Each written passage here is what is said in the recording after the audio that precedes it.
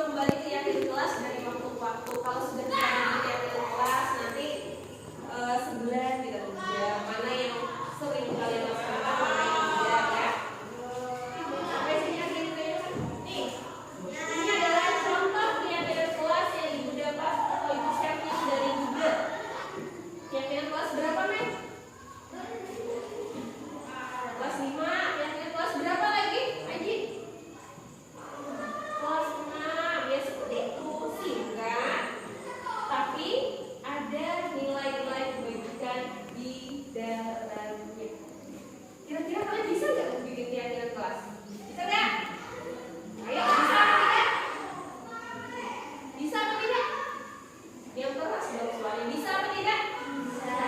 Oke, silakan kita coba ini ya.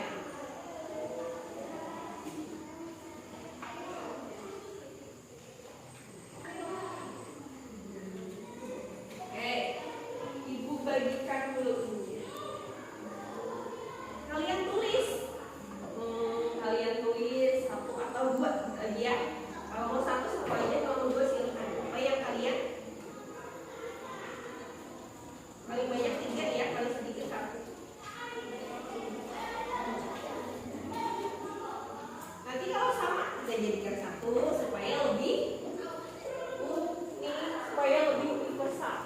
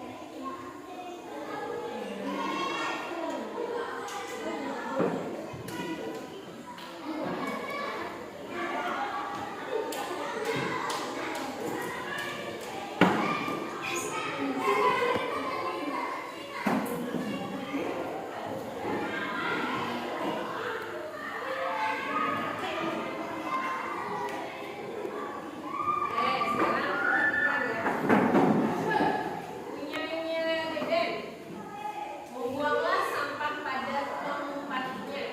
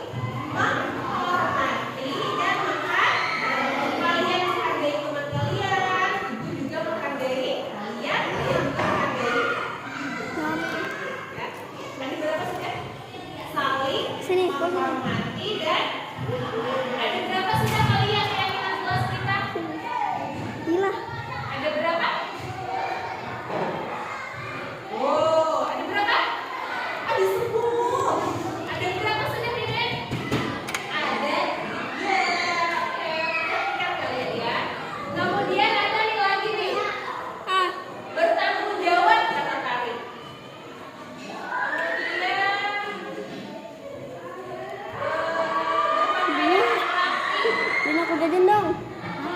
Beliin aku jajan. Awan pentol, 2.000. Pedes ya. Awan pentol ini tuh. Pentol goreng. Berapa? 2.000. Pedes.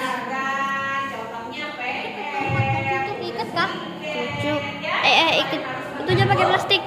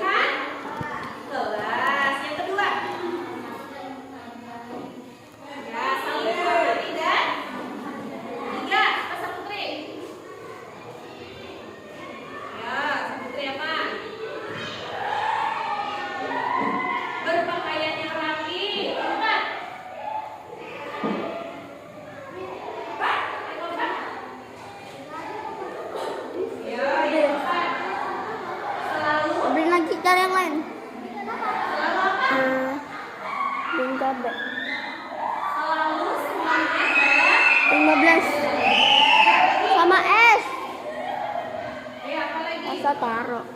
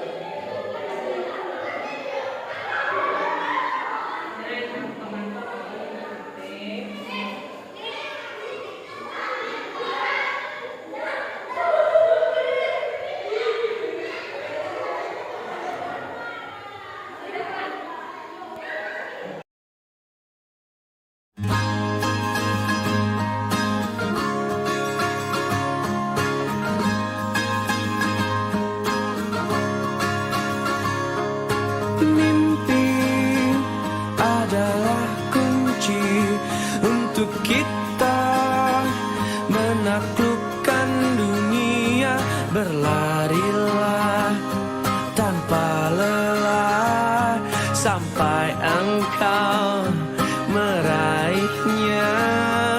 Laskar pelangi takkan terikat waktu.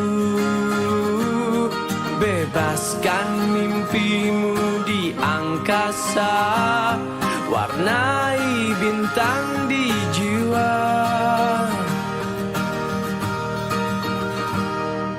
Menarilah dan terus tertawa, walau dunia tak seindah surga. Bersyukurlah pada yang kuasa, cinta kita di dunia selamanya.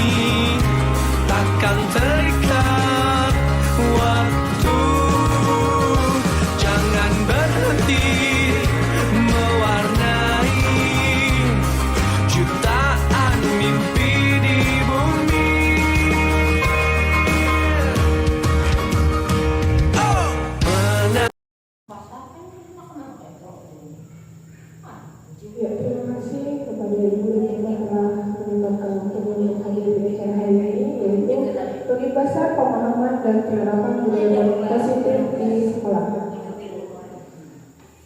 Perkenalkan, saya selaku pembawa acara akan membacakan susunan acara pada pagi hari. Yang pertama pembukaan, yang kedua sambutan, yang ketiga masuk acara inti, dan yang terakhir penutup. Pertama-tama kita buka acara hari ini dengan membaca Bismillah. Acara kedua yaitu sambutan. Sambutan kepada Bapak Kepala Sekolah. Rekan kita yang saat ini terlibat dalam guru penggerak. Jadi untuk hari ini mungkin tema yang akan disampaikan oleh yang bersangkutan itu mengenai pengibasan, pemahaman dan penerapan budaya positif. Mudah-mudahan ke depannya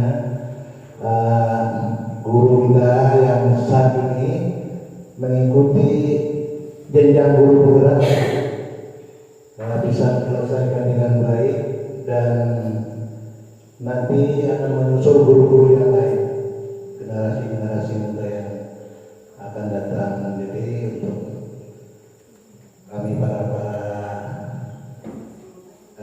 yang lansia, sebentar lagi kami akan menjalankan tugas. Ada beberapa orang guru, itu termasuk saya sendiri. Ada 2 guru yang mungkin kami berbarengan pensiun nanti. Jadi untuk kegiatan ini saya mengharapkan kepada rekan-rekan guru yang lain yang mengikuti jejak langkah Ibu Ismawati yang saat ini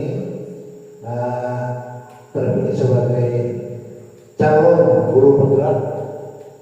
Ya mungkin tidak hanya untuk SPM 3 Kemangkuning, tetapi mungkin akan meliputi skop untuk gugus layanan atau mungkin lebih luas lagi.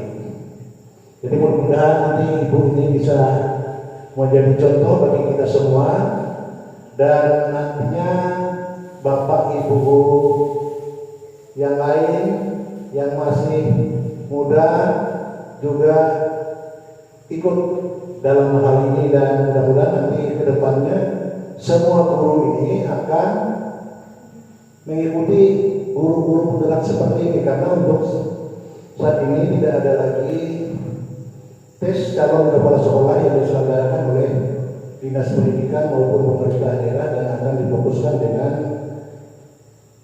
melalui keberhasilan guru penggerak di suatu saat yang akan datang.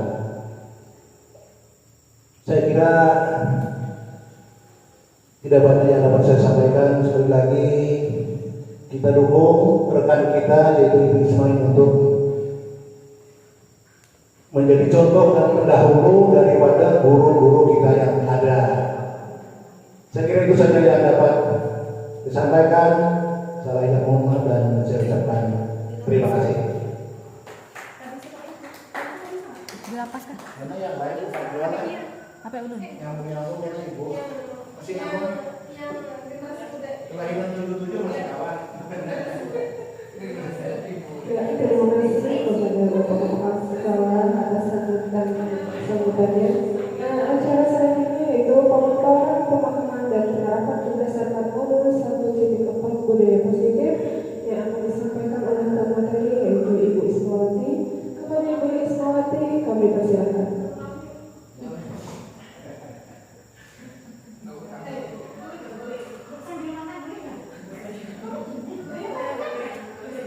Saja sampai boleh. Kami lagi semuanya Bapak Ibu Guru. Assalamualaikum warahmatullahi wabarakatuh.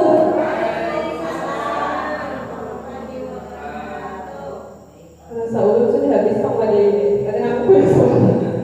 Assalamualaikum warahmatullahi wabarakatuh.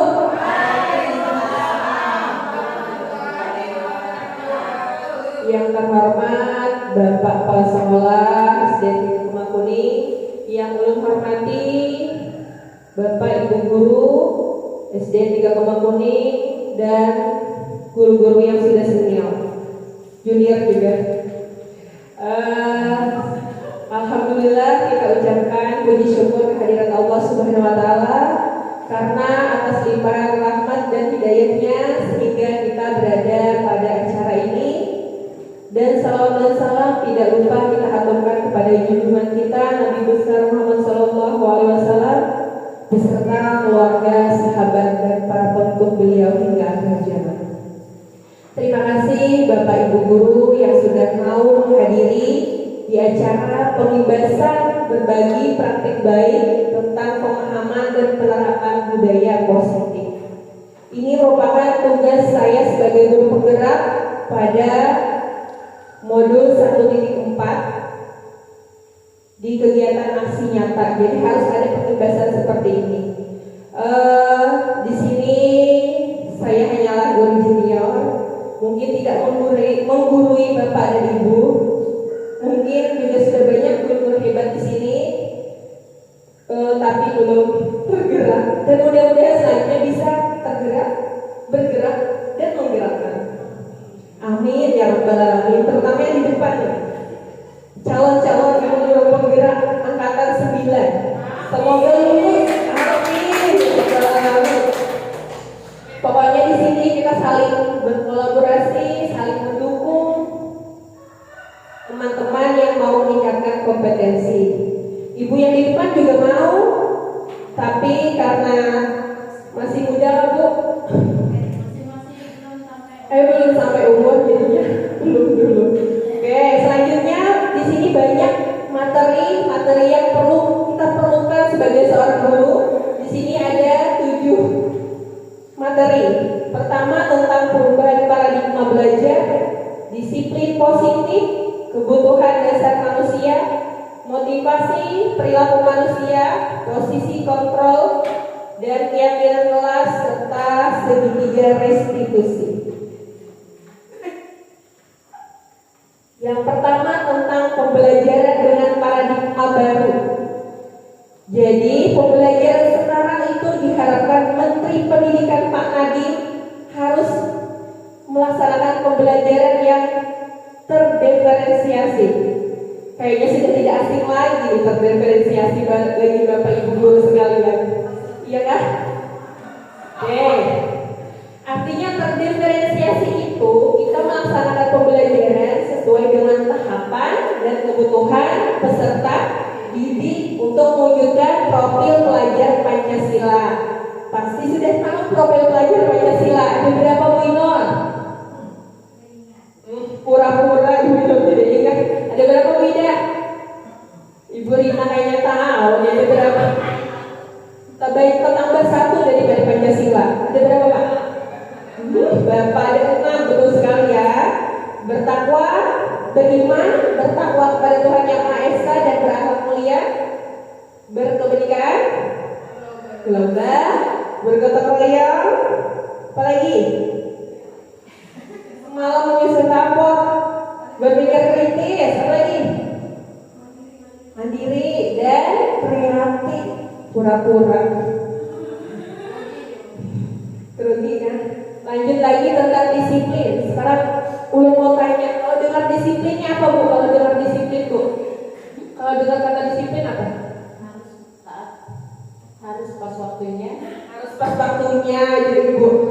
Kalau misalnya dengar disiplin pasti erat kaitannya dengan waktu. Ibu Rina apa erat kaitannya dengan apa kalau dengar disiplin? Waktu juga sama aja lah. Ayo sama. Oke, ternyata disiplin itu adalah sesuatu yang harus dilakukan pada orang lain untuk mendapatkan kepatuhan. Tetapi kita cenderung menghubungkan disiplin dengan ketidaknyamanan. Kalau sudah disiplin, harus tepat waktu itu kelas. Pasti tidak nyaman sudah. Oke, mindsetnya harus dirubah ya. Kemudian sebagai pendidik, tujuan kita adalah menciptakan anak-anak yang memiliki disiplin sehingga mereka bisa berperilaku sesuai dengan nilai-nilai kebajikan universal dan motivasi intrinsik bukan ekstrinsik. In berarti dari dalam, kalau X dari luar ya. Jadi nilai-nilai yang ada di diri anak itu harus kita bisa wujudkan dalam bentuk disiplin. Selanjutnya adalah disiplin positif merupakan salah satu cara penerapan disiplin yang bertujuan menumbuhkan kesadaran serta memberdayakan anak untuk melakukan sesuatu tanpa sokongan, ancaman, atau hukuman. Misalnya, aku mematuhi peraturan sekolah ini agar tidak dihukum, itu sebenarnya tidak boleh. Aku belajar untuk mendapatkan bintang misalnya, itu sebenarnya kalau terus-menerus tidak boleh. Saya juga sadar di sini karena saya sering melakukan praktek seperti ini. Kemudian selanjutnya adalah kebutuhan dasar manusia. Yang pertama adalah bertahan hidup. Supaya bertahan hidup kita perlu makan, minum, apalagi pakaian, ya, sandal papan tangan, ya seperti itu.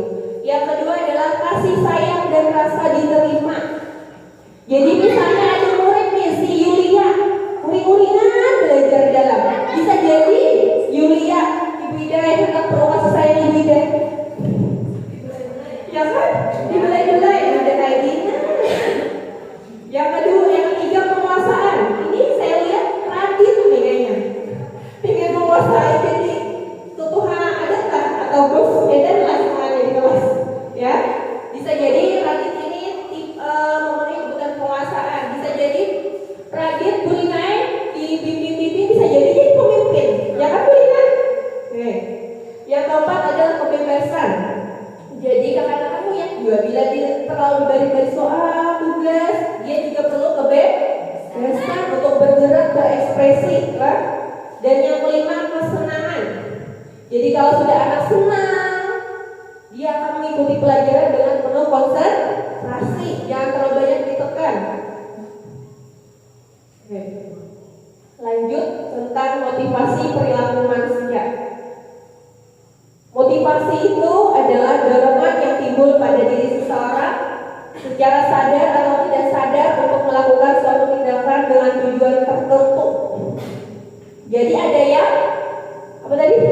Ekstrinsik, ada yang Nah, jadi boleh jadi yang pertama menghindari ketidaknyamanan hukuman. Jadi anak-anak bisa melakukan disiplin karena dia takut dihukum. Aku harus membawa topi atau perlengkapan upacara lengkap supaya aku tidak dijemur. Nah, atau supaya aku tidak disuruh mengambil sampah, bisa. Itu adalah motivasinya datang dari luar atau disebut dengan motivasi ekstrinsik. Hafal begitu kayaknya. Yang kedua adalah mendapatkan penghargaan atau imbalan dari orang lain. Nah, ini saya ini praktek memberi penghargaan biasanya. Nah, ini salah satu juga motivasi ekstrinsik, boleh, tapi jangan sesering mungkin ya. Nanti anak jadi tagihan.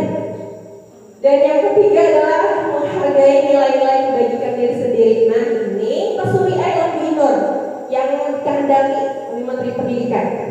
Murid melakukan disiplin karena ia sadar nilai kebajikan dirinya.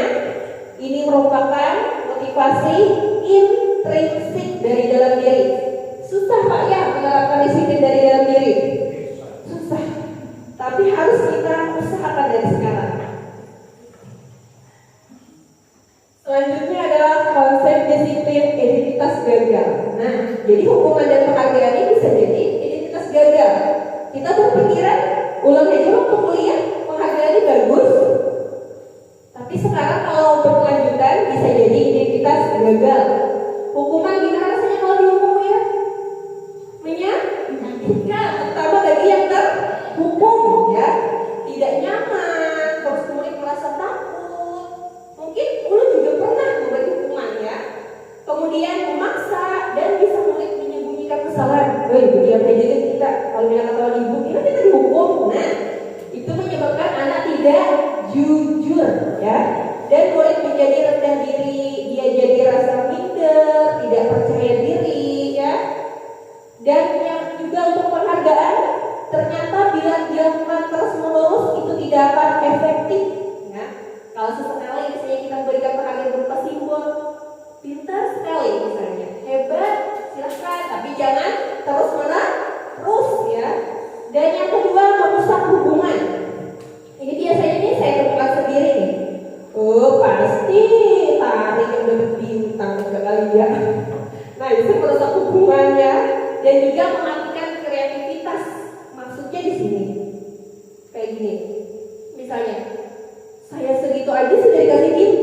Jadi ya segitu-gitu aja, tidak tumbuh lagi kreativitasnya. Maksudnya seperti itu. Nah, yang keempat ini menghukum dengan sistem ranking. Sebenarnya kita juga tidak mau berranking, tapi kayak apa lagi? Pemikiran orang pasti yang cari rankingnya. Kalau saya jauh-jauh sendiri pasti rankingnya. Nah, ranking berapa? Sudah ya. Padahal sebenarnya tidak usah pakai ranking. Dan yang kelima adalah merampas hak bagi dirinya. Contohnya kayak gini. Di rumah misalnya dia bisa membaca satu kata, besok bisa membaca kalimat.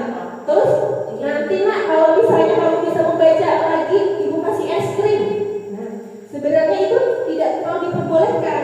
Jadi biarkan saja dia menghargai dirinya sendiri tanpa ada motivasi ekstrinsik. Nah, tenang, kayaknya buat kayaknya pertanyaan. Jadi nanti silakan pertanyaan yang mau jawab. Nanti kita buka sesi tanya jawab. Kurang jawab.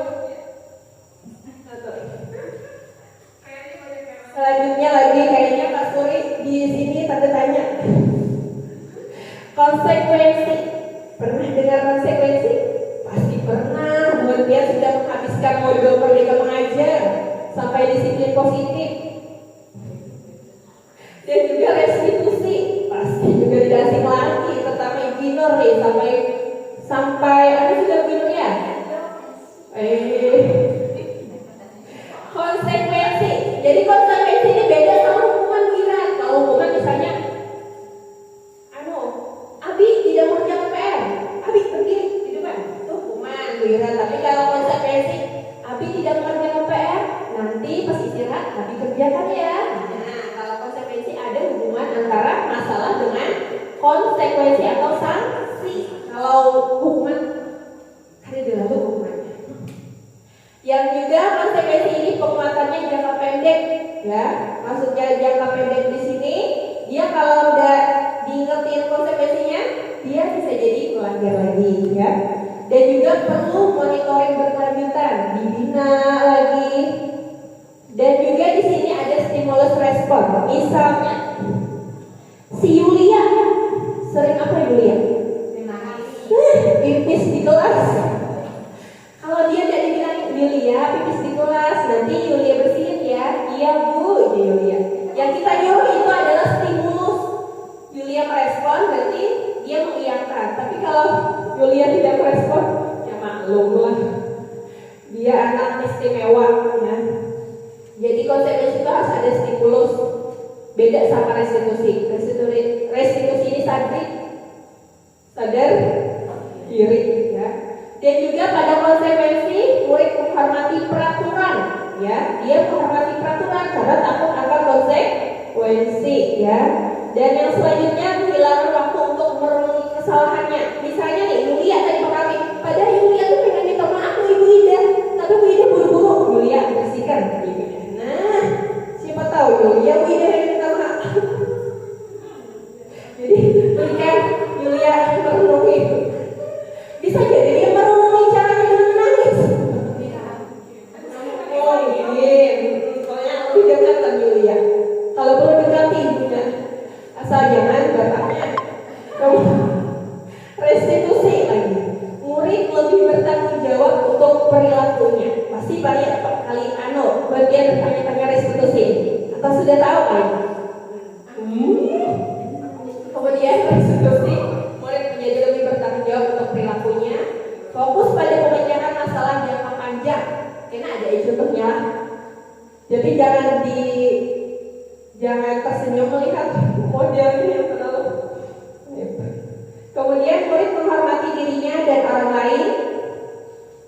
Kemudian di sini ada teori kontrol. Dia menyadari sendiri akan kesalahannya dan bahkan anak ingin memperbaiki kesalahannya. Misalnya kemarin ada si Rafa ada mengumpulkan tugas. Karena buat dia tanyai, dianggaplah kalian buat dia gali dulu. Kenapa sih Rafa tidak mengerjakan PR? Nanti Rafa cerita, kata Rafa, aku main HP bu. Nanti kita sambung lagi. Oh ternyata main HP sangat mengasihkan ya Rafa. Nanti digiling dulu, tapi ampung-ampung sedikit. Habis itu baru si Rafa ini diarahkan, kalau main HP terlalu lama itu tidak bagus. Kalau kamu jadi lupa akan waktu mengerjakan PR dan berimbas kepada nilai kamu, seperti itu. Dicarikan solusi dari permasalahan. Pokoknya intinya kalau hukuman kan ada sangkut pautnya antara kesalahan dengan sanksi. Kalau konsekuensi masih ada hubungannya, tapi kalau restitusi lebih kepada mengajak anak untuk berdiskusi, mencari solusi dari permasalahannya atau memperbaiki masalahnya. Nah, pendekatan restitusi sengaja lebih deep supaya penasaran. Tuh, restitusi adalah proses menciptakan kondisi bagi murid untuk memperbaiki kesalahan sehingga mereka bisa kembali pada kelompok mereka dengan karakter yang lebih kuat. Jadi tidak minder, kalau dihukum dia menjadi minder. Jadi karakternya lebih kuat. Ujar dosen tahun 2004. Kemudian ciri-ciri restitusi yang pertama, bukan menebus kesalahan, melainkan belajar dari kesalahan. Dari kesalahan aku bisa melakukan ini ya. Yang kedua, memperbaiki hubungan. Sering kan kita yang berantem tuh, ya. Kita sejujurnya mungkin kita sudah melaksanakan restitusi, tapi ada tahu bahwa itu restitusi. Jarang kan sekarang mungkin kita mengatakannya kayak gini, hukuman yang mendidik dan kita. Padahal itu sudah masuk konsekuensi ataupun restitusi, ya. Kalau konsekuensi itu ada catatan bunyinya, oh kamu melanggar berapa sudah nih? Nah, kalau restitusi ini lebih kepada pemecahan masalah, ya. Tawaran bukan paksaan. Jadi di sini guru mengarahkan, oh si Rafa supaya kamu tidak lupa waktu mengerjakan PR, kamu main HP-nya ingat di waktu, ya seperti itu tawarannya, ya. Kemudian mencari kebutuhan dasar yang mendasari tindakan. Nih, jadi boleh jadi siswa kita atau bahkan kita melakukan kesalahan atau tidak disiplin gara-gara kita ingin memenuhi kebutuhan kita. Contohnya siapa ya? Radit. Nah, boleh jadi tadi kebutuhan Radit untuk penguasaan, sudah berkuasa si Radit nih. Nah, seperti itu ya. Boleh jadi si Yulia tadi ingin dikasih sayang, jadinya enggak. Kemudian fokus pada karakter bukan tindakan. Jadi lebih kepada pembentukan karakternya, bukan kepada tindakan kita yang merugikan murid, ya. Dan yang keenam, menguatkan dan fokus pada solusi, mencari permasalahan. Mencari solusi dari permasalahan. Nah ini 5 posisi kontrol guru. Yang sudah banyak belajarnya di Merdeka Mengajar. Ya kan di platform Merdeka Mengajar adalah ini. Yang pertama sebagai penghukum. Bu, pernah lah sebagai penghukum ya? Ini postes pernah sebagai penghukum ya, Bu? Pernah. Oke. Tidak apa-apa, Ulu juga pernah. Jadi mulai sekarang kita memperbaiki. Ini misalnya nih, kasus siswa tidak mengumpul PR. Kalau penghukum kayak gini, pasti nadanya juga beda kan? Tidak mungkin lembut. Sesarik. Karena kamu tidak mengerjakan PR, maka kamu berdiri di depan kelas selama pelajaran berlangsung. Seperti itu ya. Tidak apa-apa, kita akui, kita pasti pernah ya. Kemudian pembuat rasa bersalah seperti ini kalimatnya. Berapa kali ibu harus memberitahu kamu, bu guru kecewa sama kamu. Nah, pernah apa tidak? Belum pernah juga ya. Pokoknya supaya merasain semuanya nih dulu. Habis itu kita tatap kayak lagi manajer aja banyak kan. Kemudian yang ketiga sebagai teman, ayolah kerjakan PR, buat ibu bangga sama kamu. Nah, kali ini tidak apa-apa kamu tidak mengerjakan PR. Ternyata kalimat-kalimatnya seperti itu berarti kontrol guru sebagai teman, ya. Yang keempat adalah sebagai pemantau. Pemantaunya biasanya dari jauhan mah. Kamu sudah melanggar dengan tidak mengumpul PR. Kamu tahu kan konsekuensinya? Itu sebagai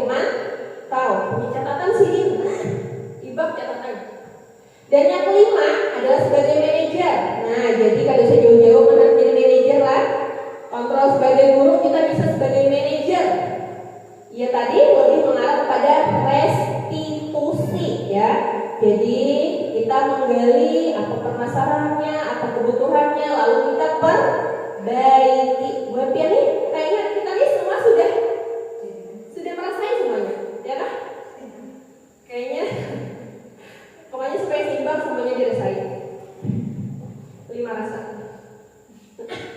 Siapa lagi? Kemudian ini perlu kita tahu ajaran baru, kita ulang keyakinan kelas.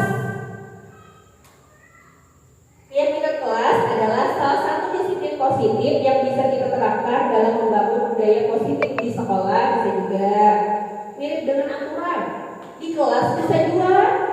Jadi intinya kalau keyakinan kelas ini kita melibatkan siswa, bahkan apa begini? Bahkan kayak gini, kita suruh anak-anak menuliskan apa kira-kira yang dikehendakinya di kelasnya. Misalnya disiplin waktu, tulis. Tidak mencontek satu anak, tulis ya. Nanti kita pilih sama-sama untuk menjadi keyakinan kelas. Tidak boleh terlalu panjang supaya mudah diingat ya. Kemudian merumuskan peraturan menjadi keyakinan. Di sini anak-anak membantu ibu guru membuat keyakinan dengan menggunakan media Canva. Ada kayak yang sudah bisa? Anak.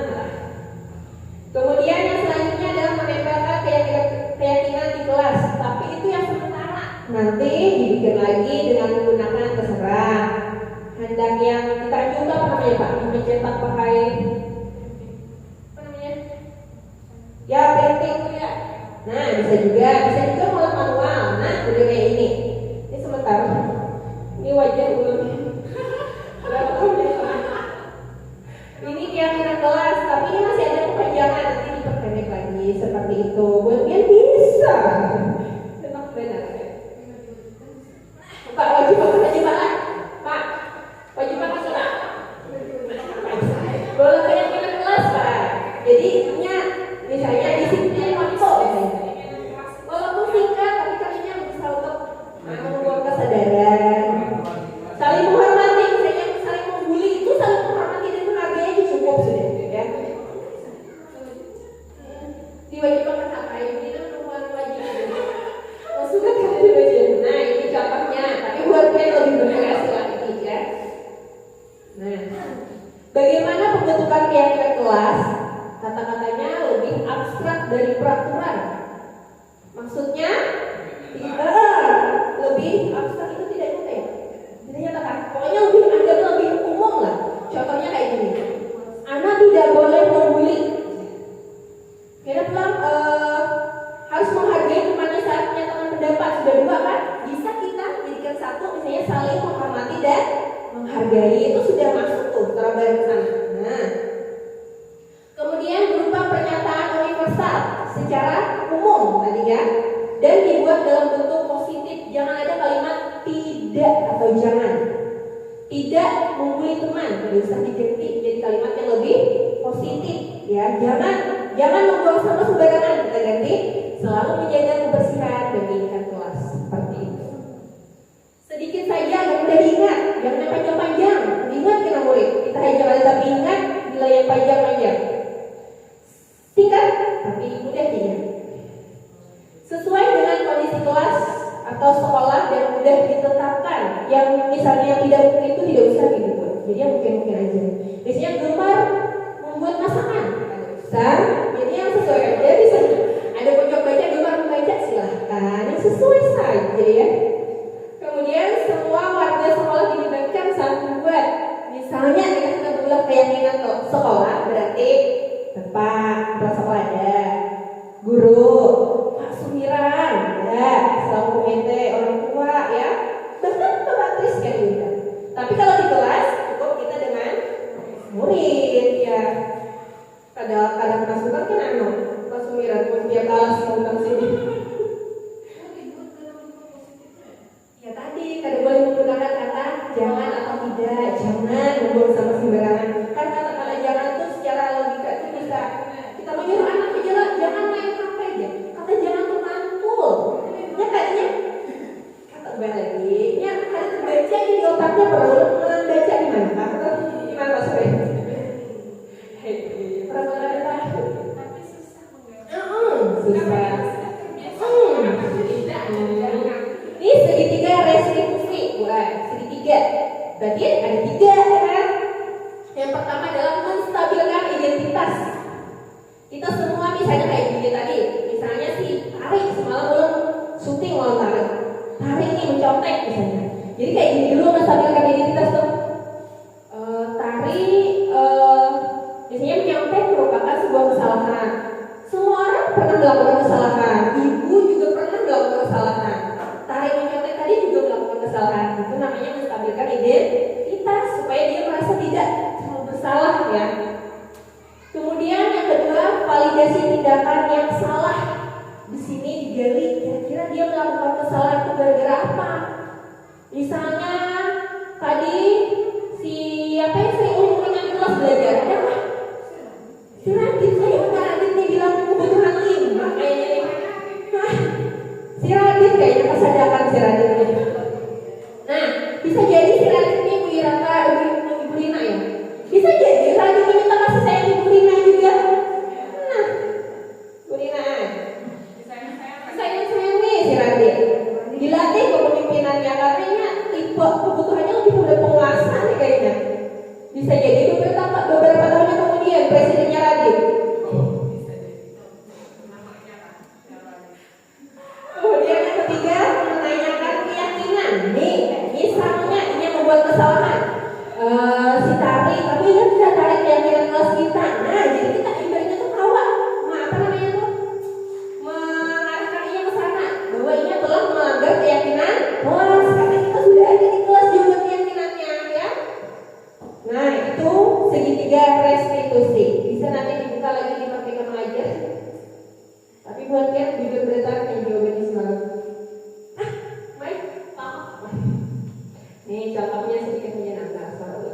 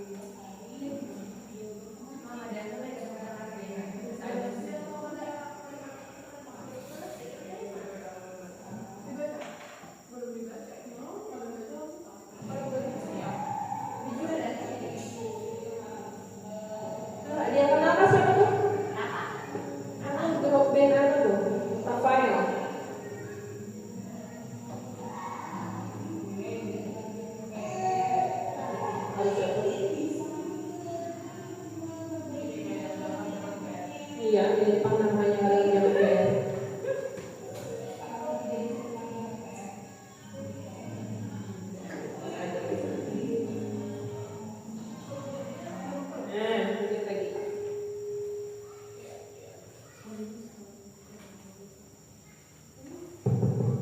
Nah, itulah tadi contoh dari penerapan segitiga restitusi. Di mana dalam penerapan program disiplin positif, hendaknya guru memiliki standar kepribadian, profesional dan sosial yang baik, di mana guru mampu berefleksi pada posisi kontrolnya saat ini. Jadi yang diharapkan itu kita mengambil posisi kontrol sebagai apa? Sebagai apa tadi? Sebagai apa Pak? Yang paling tinggi di kantoran apa Pak? Nah, sebagai manajer, jangan lagi sebagai penghukum. Itu kita juga jadi teguran buat ulum ya, supaya lebih baik lagi. Jangan anggaplah supaya lebih ke arah manajer posisi kontrolnya, agar dapat menuntun. Jadi kata Ki Hajar Dewantara itu kita tidak dapat memaksakan anak harus ini harus itu. Kita seperti petani yang menuntut murid untuk mengembangkan karakter yang ada pada dirinya. Sekalian mau meluruskan lah. Jadi kalau zaman ulun kuliah, ujar dosen itu bukan ujar dosen, ujar buku, ada penulisnya. Anak lahir itu seperti kertas putih. Ada yang pernah dengar Pak? Ada kan? Teori tabula rasa. Nah, tinggal kita yang menggambar. Tapi beda sama pemikiran Ki Hajar Dewantara. Jadi menurut Ki Hajar Dewantara itu anak itu sudah memiliki tulisan, tapi samar-samar. Tinggal kita yang menebalkan. Jadi yang jelek kita samarkan, yang baik kita tebalkan. Intinya kita sebagai penuntun, ya, menuntun anak lain, menuntun kayak ini, menuntun ke arah lebih baik agar dia bisa berkembang sesuai dengan kodratnya. Dan juga semoga di sisi ini kita belajar hari ini bisa membuat manfaat dan kita bisa dapat mewujudkan pelajar yang berprofil Pancasila. Amin ya rabbal alamin. Mungkin itu saja yang dapat saya sampaikan. Silakan ada yang ditanyakan. Ya, kita mau kasih tanya jawab. Ada yang bertanya?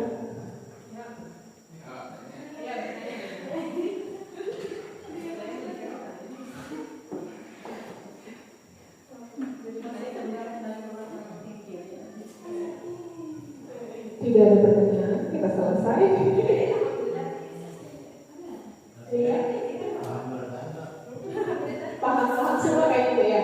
Karena kayaknya penjelasan dari Ibu Isma ini ada di platform Merdeka Mengajar. Alhamdulillah. Iya.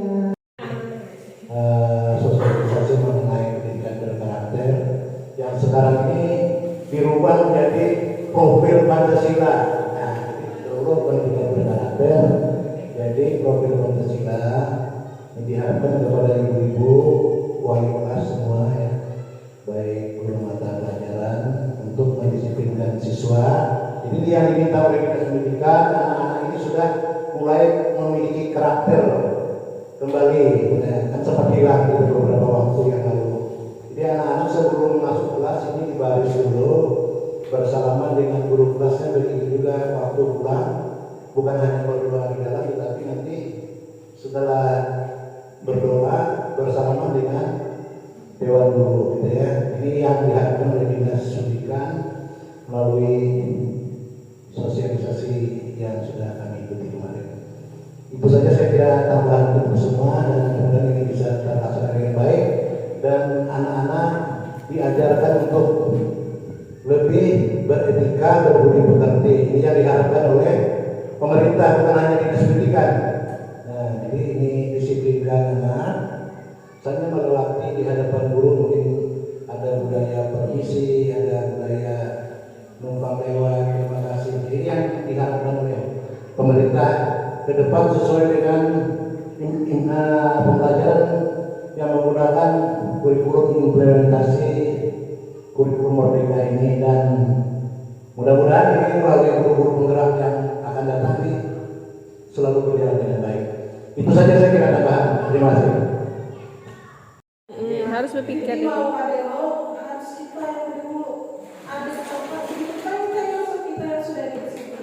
Berpikir Pak. Kalau tanya terus gurunya ada ini langsung supaya habis sama ya.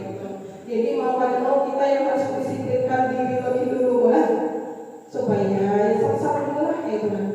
Jadi sebelum 5 menit sebelum waktu masuk ya kita sudah ada lah